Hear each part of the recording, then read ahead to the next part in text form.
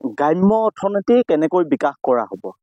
ৰাইজৰ দল চৰকাৰৰ অংশীদাৰ হ'লে বা ৰাইজৰ দলে চৰকাৰ গঠন কৰিলে গ্ৰাম্য অৰ্থনীতি বিকাশ আৰু নিবনুৱাসকলক সংস্থাপনৰ কাৰণে কি কাম কৰিব। মাজুলীত উপস্থিত হৈ ৰাইজৰ দলৰ সভাপতি তথা শিৱসাগৰ সমষ্টিৰ বিধায়ক অখিল গগৈ ডাঙৰীয়াই ৰাইজৰ দলে অনাগত দিনত কেনেকৈ আগবাঢ়িব, কেনেকৈ গ্ৰাম্য অৰ্থনীতি বিকাশ কৰিব, কেনেকৈ নিবনুৱাসকলক সংস্থাপন দিব, কেনেকৈ বহিৰাজ্যৰ পৰা আমাৰ যুৱক যুৱতীসকলক ঘূৰাই আনি অসমতে সংস্থাপন দিব, এই কথাখিনি তেখেতে ব্যক্ত কৰিছে। আপোনালোকক আমি দেখাব খুজিছোঁ, চাওক, এয়া ৰাইজৰ দলৰ সভাপতি অখিল গগৈ ডাঙৰীয়া। আৰু অখিল গগৈ ডাঙৰীয়াই কৈছে যে তেওঁ চৰকাৰত আহিলে গ্ৰাম্য অৰ্থনীতি বিকাশ কৰিব। আমাৰ গাঁওসমূহত সৰু সৰু ইণ্ডাষ্ট্ৰী কৰিব, য'ত আমাৰ আইসকলক, মাতৃসকলক, নিবনুৱা যুৱক যুৱতীসকলক সংস্থাপন দিব। আপোনালোকে চাওক, এয়া অখিল গগৈ ডাঙৰীয়া। আৰু মাজুলীত উপস্থিত হৈ অখিল গগৈ ডাঙৰীয়াই যদি ৰাইজৰ দলে চৰকাৰ গঠন কৰে বা ৰাইজৰ দল চৰকাৰৰ অংশীদাৰ হয়, তেতিয়াহ'লে 4টা কাম অন্তত অসমৰ স্বাৰ্থত তেখেতে কৰিব। আমি যদি চৰকাৰ কৰোঁ, অসমৰ চব খেতি পথাৰতে পানী দি চবৰ পথাৰতে 3বাৰ খেতি কৰাৰ ব্যৱস্থা কৰোঁ। 1। 2 নম্বৰ, আমি যদি চৰকাৰ কৰোঁ, 2 নম্বৰ কামটো কৰিম যি বস্তু উৎপাদন কৰিব। যেনেকৈ ধৰক আপোনালোকৰ ইয়াত সৰিয়হ হয়, বিক্ৰী কৰিবৰ সময়ত সৰিয়হ 1800 টকা পায়। মিনিমাম 1 কুইণ্টেল সৰিয়হৰ দাম 4000 টকা দিবই লাগিব। যি বেপাৰীয়ে কিনিব হয় 4000তকৈ ওপৰত দিব লাগিব, নহ'লে সেই বেপাৰীক জেলত ভৰাই দিব। আৰু যদি বেপাৰীয়ে নিকিনে, তেতিয়াহ'লে সেই সৰিয়হ মই আমাৰ চৰকাৰে কিনি ল'ম। এতিয়া চৰকাৰে যেনেকৈ ধান কিনিছে, সৰিয়হ কিনি ল'ম, আলু কিনি ল'ম, যিমান বস্তু আপোনালোকে উৎপাদন কৰিব। কেলে 1 কেজি বিলাহী উৎপাদন কৰোঁতে যদি আপোনালোকৰ 5 টকা খৰচ হয়, আমি তাৰ 3 গুণ দাম, 5 গুণ 3, 15 টকা দামত আপোনালোকৰ বস্তুটো কিনি ল'ম। এটা কথা মনত ৰাখিব দেই, অসমত এতিয়াও এনেকুৱা বজাৰ আছে যেতিয়া বস্তুটো বেছিকৈ উৎপাদন হয়, যেতিয়াকে বজাৰলৈ বেছিকৈ আপুনি নিব পৰা হৈ যায়, তেতিয়া বস্তুটোৰ দাম কমি যায়, হয় নে নহয়? আৰু যেতিয়া বস্তুটো নাথাকে, তেতিয়াহ'লে আকৌ আমাকে সেইটো বস্তু, আকৌ বিলাহীটো আমি 120 টকাত কিনি খাব লাগে। আমি যেতিয়া বিলাহীটো উৎপাদন কৰোঁ, তেতিয়া 2 টকা দাম, হয়নে নহয় বাৰু? হয়নে নহয়? আমি যেতিয়া আলু বিক্ৰী কৰোঁ, তেতিয়া 4 টকা, আৰু আমি যেতিয়া আলু কিনি খাওঁ 40 টকা, হয়নে নহয়? মই আপোনালোকক 2 নম্বৰ যিটো কথা কৈছোঁ, আমাৰ চৰকাৰ ক'লে খেতিয়কে উৎপাদন কৰা প্ৰত্যেকটো বস্তুৰ আচল দাম দিয়া হয়। তেতিয়া খেতিয়কজন নিজে নিজে ধনী হৈ যাব। তেতিয়া আমি চৰকাৰে আপোনালোকক অৰুণোদয় দিব নালাগে, চৰকাৰকে আপোনালোকে অৰুণোদয় দিব পাৰিব, বুজিছে নাই? এইটো হ'ল 2। 3, আজি যদি মই আপোনালোকৰ গাঁৱৰ মানুহক সোধোঁ, আপোনালোকৰ যিকোনো এখন গাঁও, সেইখন মিচিং গাঁও হ'ব পাৰে, সেইখন দেউৰী গাঁও হ'ব পাৰে, সেইখন কলিতা গাঁও হ'ব পাৰে, সেইখন যিকোনো এখন গাঁও, যিকোনো এখন গাঁও হ'ব পাৰে, মই তেখেতসকলক সুধিছোঁ। এখন কুমাৰৰ গাঁও হ'ব পাৰে, মই তেখেতসকলক সুধিছোঁ, খেতি কৰাক বাদ দি আপোনালোকৰ গাঁৱৰ ডেকা ল'ৰাবিলাকে আটাইতকৈ বেছি কি বস্তুৰ পৰা, কি কাম কৰি বেছিকৈ আটাইতকৈ পইচা গোটায়, ইনকাম কৰে? পইচা ইনকাম ক'ৰ পৰা কৰে? খেতি কৰাক বাদ দি কি কাম কৰে? কি কি কৰে? কি কৰে? কি কৰে? আপোনালোকে নিশ্চয় জানে। আজি যিকোনো এখন গাঁৱত ধৰক, আপুনি সেইখন দেউৰী গাঁও হ'ব পাৰে, সেইখন মিচিং গাঁও হ'ব পাৰে, সেইখন কলিতা গাঁও হ'ব পাৰে, সেইখন আহোম গাঁও হ'ব পাৰে, সেইখন মৰাণ গাঁও হ'ব পাৰে, সেইখন মটক গাঁও হ'ব পাৰে। আপুনি এবাৰ সুধি চাওক যে আপোনালোকৰ গাঁওখনৰ ডেকা ল'ৰাবিলাকে খেতি কৰাক বাদ দি কি কাম কৰে? চবেই একেলগতে ক'ব, মোৰ গাঁৱৰ ডেকা ল'ৰাবিলাকে মিস্ত্ৰীৰ লগত যোগালী কৰিবলৈ যায়, মোৰ গাঁৱৰ ডেকা ল'ৰাবিলাকে দিন হাজিৰা কৰিবলৈ যায়, নহ'লে বা ক'ব 2 নম্বৰতে, মোৰ গাঁৱৰ ডেকা ল'ৰাবিলাকে বেংগলোৰ, চেন্নাই আৰু কেৰেলাত গৈ চিকিউৰিটি গাৰ্ড কৰিবলৈ যায়। হয়নে নহয় ৰাইজ? সঁচাকে হয়নে নহয়? হয়নে নহয়? মোক এটা কথা কওকচোন, ৰাজ্যৰ আটাইতকৈ সুস্থ সবল ডেকা ল'ৰাটোৱে ইনকাম কৰিবলৈ হাজিৰা কৰে, মিস্ত্ৰীৰ লগত যোগালী কৰে, নহ'লে বা বাহিৰত গৈ চিকিউৰিটি গাৰ্ড কৰে, সেইখন দেশৰ ভৱিষ্যত কিমান আছে? সেইখন দেশ কিমান আগবাঢ়ে? সেই ৰাজ্য ধনী হোৱাৰ চান্স আছেনে? নাই, হয়নে? মই আপোনালোকক ৩ নম্বৰ যিটো কথা দিব খুজিছো, যদি আমাৰ চৰকাৰ হয় তেতিয়াহ'লে আমাৰ চৰকাৰে অসমৰ প্ৰতিখন গাঁৱে গাঁৱে সৰু সৰু ইণ্ডাষ্ট্ৰী খুলিব। প্ৰত্যেকখন গাঁৱত এইটো হল আছে, এটা হল আপোনালোকে আমাক দিব, আমি আমাৰ পৰা মেচিন দিম চৰকাৰৰ পৰা। আপোনালোকে তাত কাম কৰিব, আপোনালোকে ২০-৩০ হাজাৰ টকা দৰমহা পাব, আৰু আপোনালোকে কৰা কামৰ পৰা যিটো বস্তু উৎপাদন হ'ব সেইটো আমি পেকেট কৰি বিদেশলৈ বিক্ৰী কৰিবলৈ লৈ যাম। বুজিছেনে?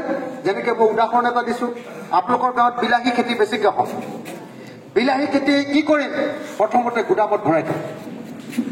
শুনিব দেই, বিলাহী খেতি প্ৰথমতে গুদামত ভৰাই থওঁ। গুদামৰ পৰা যেতিয়া বিলাহীৰ দাম উঠিব তেতিয়া সেইটো বেংগলোৰত বিক্ৰী কৰিবলৈ পঠিয়াই দিম, দিল্লীত বিক্ৰী কৰিবলৈ পঠিয়াই দিম। যদি থাকি গ'ল কি কৰিম? সেই বিলাহীটোৰ পৰা মেচিন লগাই চচ উৎপাদন কৰিম, চচ চাওমিনৰ লগত খাবলৈ, টক উৎপাদন কৰি আপোনাৰ পুৰিৰ লগত খাবলৈ, আচাৰ উৎপাদন কৰিম বিলাহীৰ পৰা। গোটেই ভাৰতবৰ্ষৰ বজাৰ, আচাৰৰ বজাৰখন আমি দখল কৰিম। আৰু আপোনালোকৰ গাঁৱত যদি ভীমকল হয়, ভীমকলটো মাজুলীত খুব হয়, হয়নে নহয়? মথাউৰিৰ পাৰতে ভীমকল হয়, ৰাস্তাৰ কিনাৰতে ভীমকল হয়, পৰি থকা মাটিডৰাতে ভীমকল হয়। যদি ভীমকল হয়, সেই ভীমকলৰ পৰা আমি বেবী ফুডৰ ইণ্ডাষ্ট্ৰী বনাম। আপোনালোকৰ মাজুলীৰ পৰা বনাই এটা, হয়নে নহয়? ভীমবিতা নে কি? ভীমবিতা নহয় জানো?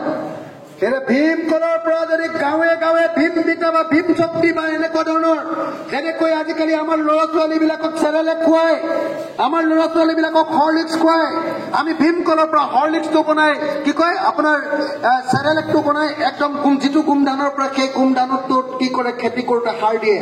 আমাৰ ভীমকল খেতি কৰোঁতে কোনেও সাৰ নিদিয়ে। সাৰ নিদিয়া ভীমকলেৰে যদি আমি সঁচাকৈ বেবী ফুড বনাব পাৰো, আমেৰিকাৰ বজাৰো আমি দখল কৰিব পাৰিম। কিন্তু এতিয়ালৈকে অসমত এজনো লিডাৰ লোৱা নাই যি চিন্তা কৰিব পাৰে যে মই যেতিয়ালৈকে ডাঙৰ কৈছিলো তেতিয়ালৈকে ভীমকল খাই মাৰ গাখীৰ আৰু ভীমকলৰ বাহিৰে একো খোৱা নাছিল। যি জাতিয়ে ল'ৰা ছোৱালী শিশুৱে ভীমকল খাই ডাঙৰ কৈছে, সেই জাতিৰ পৰা এজনো মানুহ ওলোৱা নাই, এজনো লিডাৰ ওলোৱা নাই, এজনো নেতা ওলোৱা নাই যি ভীমকলৰ বেবী ফুড বনাই পৃথিৱীৰ বজাৰ দখল কৰিম বুলি ভাবিব পাৰে। কথাটো বুজি পাইছেনে বাৰু? কথাটো বুজি পাইছে?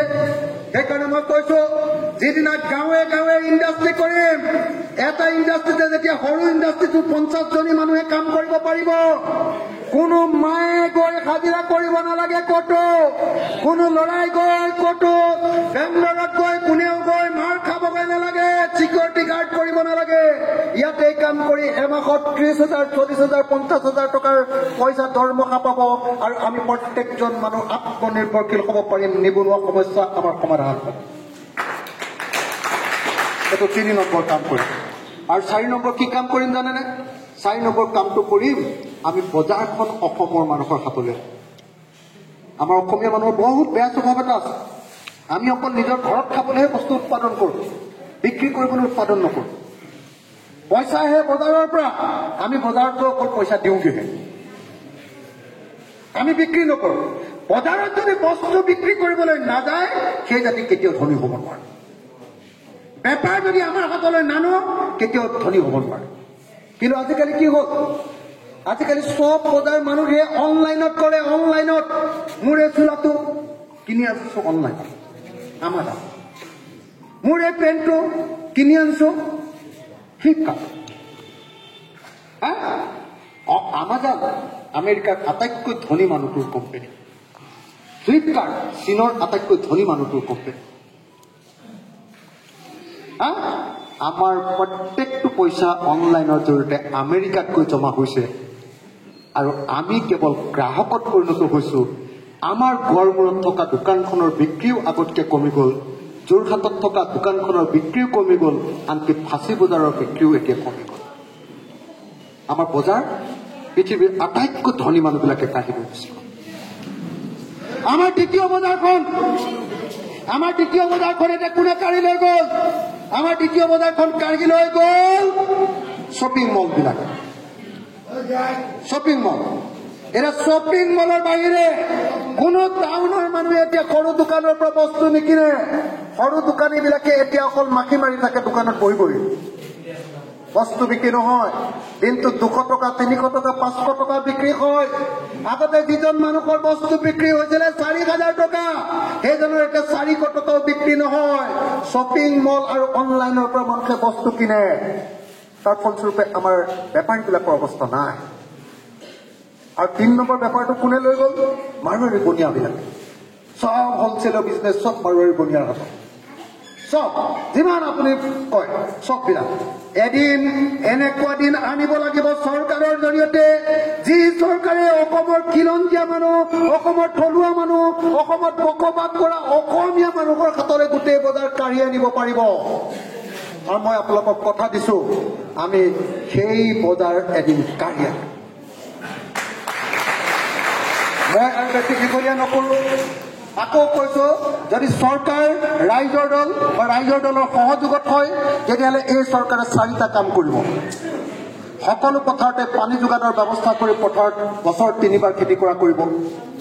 যি উৎপাদন হ'ব তাৰ আচল দাম, বহুত দাম দিব। 3 নম্বৰ, গাঁৱে গাঁৱে ইণ্ডাষ্ট্ৰী কৰি নিবনুৱা সমস্যাৰ সমাধান কৰি পেলাব।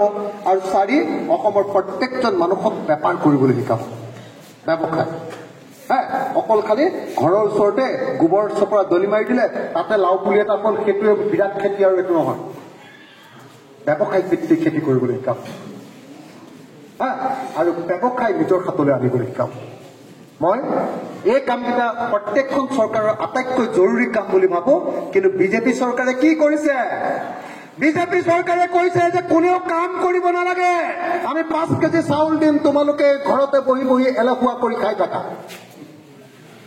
কৈছে যে কোনেও একো কাম কৰিব নালাগে, খালি বিজেপিক ভোট দিয়া, দিন ৰাতি খালি মোবাইল চোৱা, দিন ৰাতি হিন্দু মুছলমান গালি পাৰা, আৰু তোমালোকক আমি 1250 টকাৰ অৰুণোদয় দি দিম। শ্ৰদ্ধেয় ৰাইজ, সেইকাৰণে আহক আমি এখন নতুন চৰকাৰ গঠন কৰোঁ। আমি বিজেপিক খেদি দিওঁ। যি বিজেপিয়ে আমাৰ খিলঞ্জীয়া মানুহৰ বস্তুৰ ওপৰত, সংস্কৃতিৰ ওপৰত হাত দিছে, সেই বিজেপিক আমি খেদি দিওঁ। আহক। মই এইখিনি কথা কৈয়ে মই আপোনালোকক ক'বলগীয়া কথাখিনি সামৰণি মাৰিব খুজিছো।